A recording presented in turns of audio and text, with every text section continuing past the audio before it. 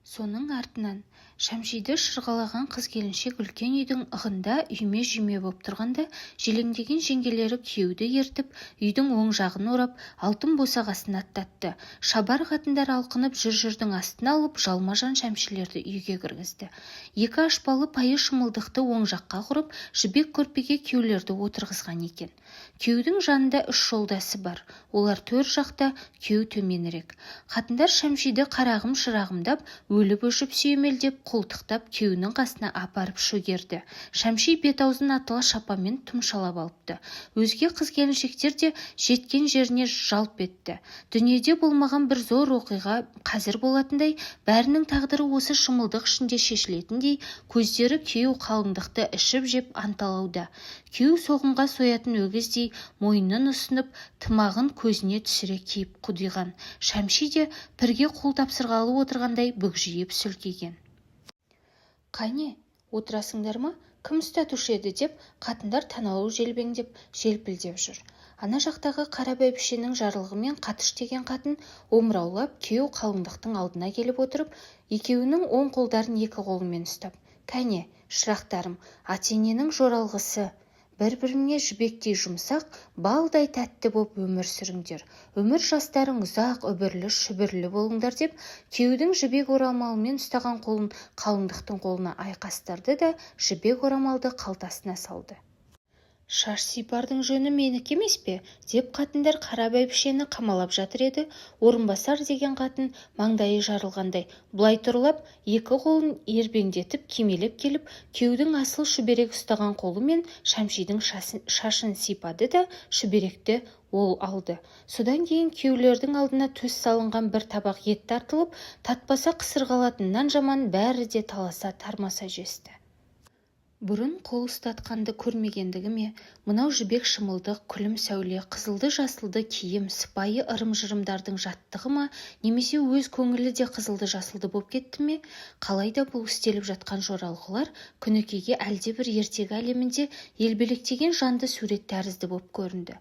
Кешегі шотпақ қара, төбел таз, ұрт мінез күйеудің бұл жерде әп-әдемі, жібектей жатық жігіт бола қалғаны, анаған да мынаған да арсылдап отыратын, малшы-құлшымен өсекке қалып жүретін тау көкірек мақтаншақ сиырдай сары қыздың қой аузынан шөп алмас мүп-мүләйім, нәуетек, науша қыз бола қоюы Күнікейге торғын қағазға ораған сасық сабындай, немесе алтын жалатқан мыс сақинадай алдауыш бояма болып көрінді. Тыржиды, жиренді, тезірек кеткісі келді. Қатындардың төсек салуға қамданғаны сылтау болып, қыздар тарай бастағанда алдымен Күнікей жөнелді. Көп қатынның арасында отырған апасына шығып бара жатып: «Жүрмейсің бе, апа?» деді. «Жүре бер, қазір қайтам» дегесін Күнікей үйіне жалғыз қайтты. Жаздың тұтам таңы күйеу қалыңдық найқалсын деп аялдап тұра ма? Бай үйінің тұсындағы шапақ жылжып келіп, шекердің алдына қарай итінген құмандай қара тоңқаймасының аржағынан ақ таңдақтанып қалыпты. Күнікей таңның тез атқанын да теріс көрген жоқ. Жаман күйеуге жан ашымақ тұрсын, өлмесең өрем қап дегісі келді. Алдыңғы жағын көтермесе жабылмайтын қиюы қашқан таспалаған жаман есігін керегенің көзінен қол жүгіртіп ашып, Күнікей үйіне кірді. Тердің, құрымның, құлтуманың, жаман тонның, шуаштың, өңездің естері қосылып, күлімсілеу боп мүңкіп тұрған өз үйіне кіргенде Күнікейдің мұрны тосаңсиын деп, «Буф» деп қатты қорқырап жатқан әкесі есік шықыр етіп шалқасынан түскенде «Хух» деп бір аунап түсіп борбайын тыртырғасынды. Апасы төсегін салып қойған екен. Күнікей шашбауын сылдыратып, шешініп есікті іліп жантайды да жас ботадай ыңырсып ақырын тәтті деді. Ол деген лепте көп мән бар еді. Түні бойы ойнап, шаршаған балдырған денесінің әнтек дамылдап, саяң тапқаны да, ойында Байманмен сөйлескені де, оның артынан қиялына келгенін, шіли-міли сұлу елестер де, жаңағы қол ұстатардың сән-салтанатына қызыққаны, жек көргені, күңіркенгені де, содан барып жаман тұяқпен қол ұстаймыны есіне түсіп, оған мойны жар бермей, қапастағы торғайдай жүрегінің бұлқынғаны да, бәрі де сол толған көкіректің ымы деп қыңқ еткен жалғыз дыбысымен сыртқа шығарған лебізі еді. Одан кейін Күнекейдің көзіне көпке дейін ұйқы келмей аунақши беруі, көзін бір ашып бір жұмып керіліп созылуы, кейде оймақ аузының бір шеті әнтек шұңқырайғаны несі екен, әлде нені ойлап жатыр ма екен? Ол Байманды ойлағаны, оны сөзбен қамағанына өзінің сүйсінгені, оның жалынғаны, оның саудыраған ақкөңіл мінезі ұнағаны, онымен тағы да жолыққысы, сөйлескісі, сүйіскісі келгені, оған жолығатын қызық күндерді қиялымен суреттегені еді. Ұлы сәске кезінде Күнекейдің сілекейі қызыл жастығына шұбырып, оймақтай аузы әнтек ашылып, ұйықтап жатқанда құлағының түбін шыбын-жыбыр шытты. Ұйқылы ояуды жатып қолымен 2-3 рет сипаса да ақыры оятты. Күнекей құрып қалғырлап кейіп оянды, өйткені бір тәтті түс көріп жатыр еді. Тыстан кірген апасы: «Шайда қайнады, тұр енді қарағым» десе де, Күнекей керегенің көгіндегі сағызға қарап, әлгі түсін есіне түсіре алмай, жауап қатпай ойланып біраз жатты. Көгендеулі қозыдай тізбектелген сұлу түсінің көп жері ескі текеметтің түріндей көшіп, үзік-үзік, сыңар мүйіз, түйе мойнақ, мот аяқ, теңбіл-теңбіл бірдеңе сияқтанып кетті. Күнекей өлді арыстаннан тірі тышқан дегендей ойға мініп, сұлу түсті тастап, жаман көрпесін сырғытып басын көтерді. Аяқ жағында жатқан көне мәсісін киерде, көйлегінің етегін қайырып, етті жұмыр жіліншігін жоғары төмен ысып-ысып жіберді. Аяғын жаңа көргендей, балтырын қысып, бөрткенін шұқылап, азырақ айналды да, сауыс қызыл шұлғауын керіп ұстап, қағып-қағып мәсісін тарс еткізіп киіп алды. Күнекей тысқа шығып есік алдында тұрып ауылға барлай қарады. Содан кейін бармағының ұшымен шапанның жағасын көтеріп, шашының жарымына дейін жауып, сәулімдерше сызылып, түп-түзу аяңдап, шідертінің бер жағындағы өзекке түсті. Өзекте бірталай отырып, асықпай қайтып келе жатқанда аяқ басуы: «Бұл келе жатқан мен емес пе?» дегендей еді. Күнекей үйіне келіп оң боғысағада жүрісінен отырды. Жаздың жайдары күні маңдайынан түсіп, қыз-қыз қайнатады. Маңдайдан түскен қызу арқасынан өтеді. Ұйықтап, тыңайып қалған жас денесі ширатқан қыл шыбырдай шиыршық атады. Ой жағалап ойнақтаған шұнақ қара қасқа лақша ыршып-ыршып түскісі келеді. Бірақ Күнекей ыршымайды. Ол енді өзінің сәулім болғанына көзі жетті. Сәулім болса, балағаздай байпаңдап, салмақпен жүру керек. Күнекей кіріп, боғжаманың бұрышында қыстырулы тұрған жұпар сабынын алып шығып, иығына дейін түрініп, әуелі тығыршықтай жұмыр білегін көпіртіп жуды. Сонсоң сабынды екі алақанына езіп алып, бетіне, мойнына, құлағына шейін баттастыра жағып, аппақ қып бір қойды.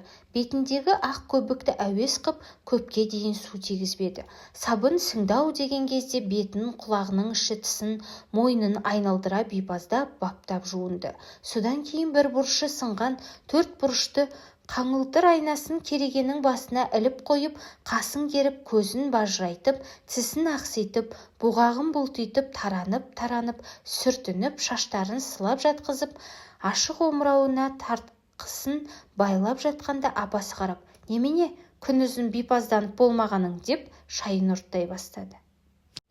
«Неге асықтың, апа?» деп Күнекей жылы жұмсақ жымиып шайға отырды. Күнекейдің бүгінгі жүріс-тұрысында, қозғалысында байқаған адамға бір түрлі жаңа өзгеріс бар секілдеді. Әлде көптен күтіп жүрген арманына қолы жеткендей, әлде алдынан бір қызық дәурен күткендей, өзін бір нәрсеге арнағандай, ол арнағанына жан тінімен сенгендей, әйтеуір мәлімсіз бір күш бойына билеп, қанын кернеп, еркін алып, мейлің дегізгендей бір күйге түсіріп еді. Бұрынғы өзі емес, өзіне бірдеңе пайда болған, жамалған іспетті. Қарап отырып ойланады, ойына әлденелер келеді. Бірақ неге ойланғанына өзі де түсіне алмайды.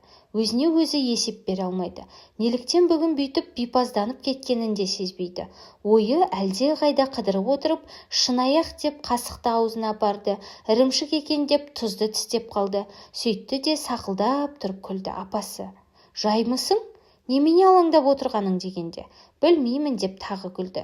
Әйтсе де апасына сездірмейін деп түндегі қол ұстатардың ерсілігін сөз қылды. Күйеудің, Шәмшидің өп-өтірік мөле қалғанына күлген кісі болды. Күнекей күліп отырып томсарып қалады. томсарып отырып күліп жібереді. Біресе апасымен шартта шұрт келіп қалады, біресе жайдарымсып апасының мойнынан құшақтайды. Бір сағаттың ішінде күзгі күндей қырық құбылады. Бір жерде байыз тауып отыра алмайды, кіреді, шығады, жантаяды, айнаға қарайды, кестесін бір тігеді, бір қояды, сағыз шайнайды, бізін тістелейді. Қара сабының ауыр піспегі дүмпілдеп дабыл қаққан кезде Күнікей апасынан сұранып күйеу жаққа баруға үйінен шықты. Аңдатушылар. Күйеудің қабағы жабыңқы, қалыңдыққа ырза болмаған секілді. Қасындағы балдыздары өзара шүңкілдесіп, бірінің бірі қос етегін, шырғасын, қалтасының қақпағын шұқыласып, киім кесте жайын сөз қылып отыр. Құдалардың бір сыпырасы тыста жүр. Алтау жетеу ана жақта жантайысып, біріне бірі сүйеніп, шалжиып, домбыра дыңғылдатып жатыр. Күнікей құда күйеуге қыздарға қыдыра қарап қояды. Есіктен біреу кірсе мойны бұрылып қалады. Қарайды да, тәйір, сен екенсің ғой деген адамша теріс айналып кетеді. Күтіп отырғаны Байман еді. Күйеудікіне күнде келіп кетіп жүретін Байман бүгін қайда жоғалып кеткені мәлімсіз. Бұл үйде отырғандар Күнікейдің көзіне адам сияқты көрінбейді. Көлеңкеде елестей бірдеңелер. Байман кешіккен сайын Күнікей оны көруге ынтығады. Ол жайраңдап, апыраңдап кіріп келсе, осы үй толып кететіндей, жұрт ойнап күліп көңіл көтеретіндей көрінеді. Бірақ Байман келмеді. Көрінер ме екен деп бір ауық Күнікей тысқа шығып, сіңбірген болып ауыл жаққа көз салып келді, көрінбеді. Байман отырған үйге бірдеңені сылтауратып, өзім барсам қайтер екен деген ойда келді. Бірақ өзге қыздардан сытылып шығып, ауыл қыдыру жеңілдік болатынын ойлап тағы тоқтады. Әлде біреу Байманның қайда жүргенін айтар ма екен деп, құдалармен ойын қылып отырмай, осы ауылдың көп бозбаласы қайда жүр деп қасындағы қыздарға қарап сөйлеп еді, олардан жартымды жауап шықпады. Айтпады қайда жүр? Қымыз аңдып жүрдағы деген сияқты бірдеңе дегені болмаса, Байманды ешқайсысы ауыз қалмады. Құда күйеулер қымыз ішіп жайланғанша Байман көрінбегенсін, енді отыра беруі мәнсіз тауып Күнікей үйіне қайтты. Апасы үйде жоқ екен. Күнікей үйіне келіп жантайып, керіліп, созылып, күрсініп жатты. Көзін шаңырақтан көрінген көгілдір аспанға салып, әнтек сығырайтқанда, Байманның түндегі сөйлескені, күлгені, сүйгені одан да қызық, одан да тәтті бір сұлу түрде көз алдына елестегендей болды. Денесі тағы да сондағыдай қытықтанып, шымырлап, қызып, ұшқынданып, жүрегі де сондағыдай лепірсеген деп тіледі. Оңаша үйде жалғыз жатса да әлденеше адамдармен сөйлескендей, өз ойы өзіне өте қызықты болып көрінді. Апам келіп ойымды бөліп жіберемек деп қорқып, мысықша басып, есіктен сығалап келді. Ойлаған сайын Байманның қолын қысқаны, көзіне қарағаны, кірпік қаққанына шейін көңілінде сайрап, анықтала берді. Енді Байманды ойламаса, көрмесе, тұра алмайтын сияқты емес. Онсыз өмір өгей өмір сияқты. Ойлап кешке жақын Күнікей күйеулер жаққа тағы кетті. Жанына қыз қырқын нөкерлерін ертіп, күйеу серуендеп даладан келе жатыр екен. Күнікей олардың алдынан баруға арланып, құдалар үйінің босағасынан сығыр көзімен сығалады. Үйден шыққан бір жас құда Күнікейдің білегін ұстай алды. «Құдаша, кімді қарап тұрсың?» деп еді Күнікей. «Күйеулерді» деп қолын тартты. «Әй, құдашай, өзің бір болайын деп тұрған құдашамсың-ау, менің бір сөзім бар еді» деп келе жатқанда, «Жоқ, шырағым, біз ондайыңды білмейміз» деп Күнікей қолын суырып алды. Анау-мынау деп тәжікелесіп тұрғанда балдыздар мен күйеу де келіп, Күнікей солармен бірге үйге кірді. Күнікей еңірдеп бір рет тысқа шыққанда, үй жанында Мұсатай ұстап алып, баяғы қара тауын тағы қозғап еді, «Тәтті аузыңның дәмін кетірме» деп Күнікей оған да болмады. «Болмағаныңды көрермін, басқа біреуге ниетің бар ғой, онсыз өкпелеме» деп кіжініп ол кетті. «Көрсек көреміз» деп қала берді. Ай қорғалап туатын іңір қараңғысы. Күнікейді қыздар шамға жұмсап, қараңғыда жалғыз келе жатыр еді. Көп арбаның деңгейіне жеткенде, арбаға атын байлаған біреу төтеден қосылып, бір қолтығына қаусырмалай құшақтай алды. «Бүгім» деп селк ете түсті Күнікей. «Жолы болар жігіттің жеңгесі алдынан шығар деген осы ма?» дегенде Байман екенін тани кетті. Күнікей бұлқынған жоқ, көрінген жоқ. «Едіңіз, қайдан келдіңіз?» деді.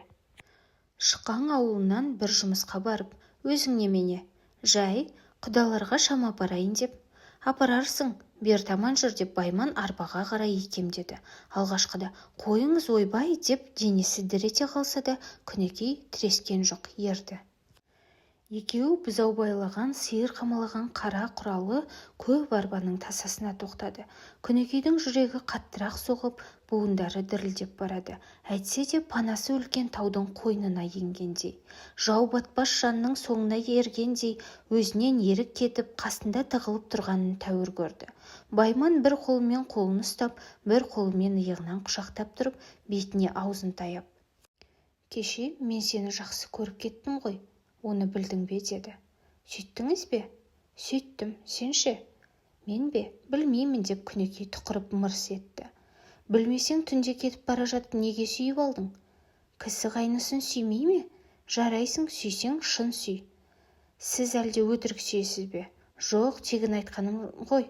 Мен ендеше өтірік сүюді білмеймін, сүйіп көргем де жоқ». «Кешегің шын ба?» «Шын болса қайтер едіңіз?» «Шын болса, сені жаным күнім деп жүререм, сенің жолыңа басымды беререм» деп Байман белінен қысып, бетінен сүйді. «Көптің бірі боп кетпесем» деп Күнекей көп қарады. Байман «болмассың» деп уәде берді. Екеуі де емін-еркін құшақтасып, қалтқысыз сүйісті. Біраздан кейін қашан, қайда жолығамызға келді. Күнекей: «Қоя тұрыңыз, мен әлі жаспын ғой» десе де Байман: «Сүйгенің шын болса, несиге қаратпа» деді. Күнекей недәуір бұлтақтап, апасының сақтығын, ауыл жігіттерінің өштігін айтып көріп еді. Байман көңіл болса көш Күнекейге салып жайға қаратуға көнбеді. Ақырында Күнекей ойланып тұрып: «Жарайды енді» деді. «Қай жерде?» дегенде: «Ретін таба алсам шығайын, кешке іргеден келіңіз» деді. Соны айту ақ мұң екен. Қара сиырдың ар жағынан бір адам сопаң етіп шыға келді. Күнекей жалт берді. Байман ол адамға қарсы жүрді. «Бұғайсың» десіп, олар сөйлесіп қала берді. Күнекей тез аяңдап үйге кіріп кетті. Ауылдың көзі ұйқыға барған кезде іргенің шиын сытырлатып, бір қол керегенің көзінен өтті. Күнекей ояу жатыр еді. Қолды ұстай алып, сипады да қысып қойды. Қозғалмай тұра қалды. Ауылдың көзі ұйқыға барған кезде іргенің шиын сытырлатып, бір қол керегенің көзінен өтті. Күнекей ояу жатыр еді. Қолды ұстай алып, сипады да қысып қойды. Қозғалмай тұра қалды. Күнекей басын көтеріп, ар жағынан бұрылып тыңдады. Әкесінің жуан қорлы, апасының ұйқылы ояу екенін естіртетін емес. Біраз тыңдап отырған соң қолды кейін итеріп күте тұр дегендей ғып, өзі ептеп орнынан түрегелді. Есікте құлып бар, бірақ құлып сияғы жоқ. Бізбен де шегемен де ашыла береді. Күнекей күндізден әкесінің ұлтару бізін тауып алып, ашып жауып көрген. Кілтті апасы жастығының астына салып жататын. Оны ұрлауға оянып кетеме деп қорыққан. Апасының ұйқысы сергек қой. Қара бізді қолына алып, шапанын жамылып, Күнекей есікке барды. Құлыпты сылдырлатпайын-ақ деп ептесе де, мұндайға үйренбеген епсіз қолы дірілдеп сылдырлатып алды. Болар-болмас сылдыр тіпті салдыр-гүлдір сияқтанды. Жалма-жан қоя қояды да апасы жаққа құлақ салады. Ұйықтап жатқан тәрізді. Құлыпты тағы ұстайды. Сылдыр шықса тағы тұра қалады. Не керек, әбден қысылып қиналып, жан дәрмен күйі бір заманда құлыпты аштау. Енді шығуы бір қиямет. Итеріп қалса қажыған жаман есік қираң етіп, шықыры бүкіл ауылға естіледі. Көтерсек, көтерген жағының тақтайлары жоғары сусып, топса жағы жерде қалып, тағы шықырлайды. Бұл бір құдайдың пәлесі болды. Күнекей бір жолы ашып қалудың да, саумалап ашудың да есебін таба алмай, түйіншекті тұтқа жіптен ұстап, дағдарып бір талай тұрды. Кешіккенге Байман кетіп қалама, өкпелеп қалама деп бір қыпылдап барады. Апам оянып кетіп, ұшып түрегелсе не айтам деп тағы қысылып барады. Есік көзінде тұрғанына талай заман өткен сияқты. Әбден азапты шегіп бір уақытта тәуекелдеп есікті саумалаңқырап аша берді де, шықырлап бара жатқасын тезірек ашып, өзі сыйғандай жерден кебісін ұстап жалаң аяқ шықты да есікті қайта жапты. Әбиір беріп апасы оянған жоқ. Есік алдында 50 адымдай жерде өзек бар. Оның ар жағы өзен. Со жақта шығар деп аяғынан кебісін іліп, ақырын басып алақтап жөнелді. Өзектің қабағына жетер-жетпесте айдың жарығында ағараңдап алдынан бір адам түрегелді. Сол екенін таныды. Аяғын тезірек басты. Жолығуға 5-ақ адымға жер қалды. Сол кезде «Ұста, ұста!» деп шаңқылдап өзен жақтан 4-5 жігіт дүрсе қоя берді. Күнекей үйіне қарай қашты. Байман айдалаға қашты, қуып берді. Күнекей үйіне сүңгіп жоқ болды. Бұл жолы есіктің шықыры қатаң шықты. Шекер оянып кетіп, «Бүгім» деп басын жұлып алды. Күнекей ақырын ғана «Мен» деп еді. Апасы «Қайда бардың? Қалай аштың?» деп тергей бастады. «Түзге отырғым келді. Тартып қалып едім, өзі ашылып кетті» десе де, сұмдықпен көзі шыққан апасы «Нану қайда?» «Дүзі қара, дүзі қарай, бір сойқан қып жүр екенсің ғой. Ойбай-ай, енді қай жаққа барайын, шашыңды бір талдап жолайын». Пәлен түгенде ұрсып бір талай жерге апарып тастады. Күнекей апасының ызыңдап құлағына маза бермесін сезді.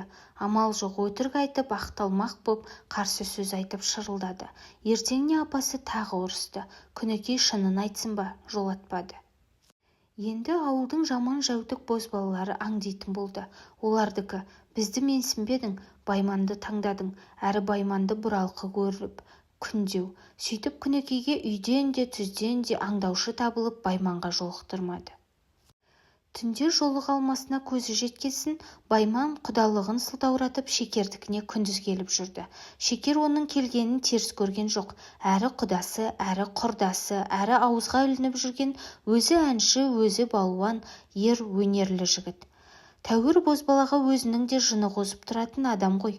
Бірақ Шекердікіне Байман барса, ауылдың Әйтіке, Мұсатай сияқты бозбалалар да ере барып, Күнекей мен Байманды оңаша бір сөйлестірмей-ақ қойды. Аңду күшейген сайын екі жастың бірін-бірі аңсауы да күшейді. Сүйемін, қайтейін, болмайды деген ойларын көздерімен ғана білісті. Сөйтіп жүргенде Күнекейдің күйеуі Тұяқ мырзаның да қол ұстайтын мезгілі жетті.